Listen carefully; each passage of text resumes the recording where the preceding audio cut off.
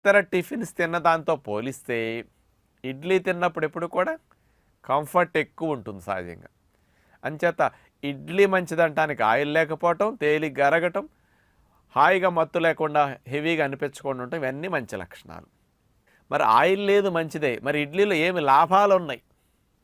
పూరీ దోశతో, వడతో ఇట్లాంటి వాటితో పోలిస్తే ఇడ్లీ మంచిది అనుకుంటున్నాం కదా. ఈ మంచిది ఎలాంటిది అంటే నేనేమంటానంటే, కాఫీతో పోలిస్తే టీ మంచిది, మాంసంతో పోలిస్తే చేప మంచిది, పంచదారతో పోలిస్తే బెల్లం మంచిది, విస్కీతో పోలిస్తే బీరు మంచిది. దాంతో కంపేర్ చేస్తే పూరీతో, దోశతో, వడతో పోలిస్తే ఇడ్లీ మంచిది. కానీ ఇడ్లీలో మంచి అంటానికి ఏమున్నాయి చెప్పండి? అది నేను అనేది ఇక్కడ. ఇడ్లీ తింటే జబ్బులు వస్తాయని మీరేమంటలేదు ఎప్పుడు. కానీ ఇడ్లీలో ఏమి లాభాలు ఉన్నాయి, నష్టం లేదు.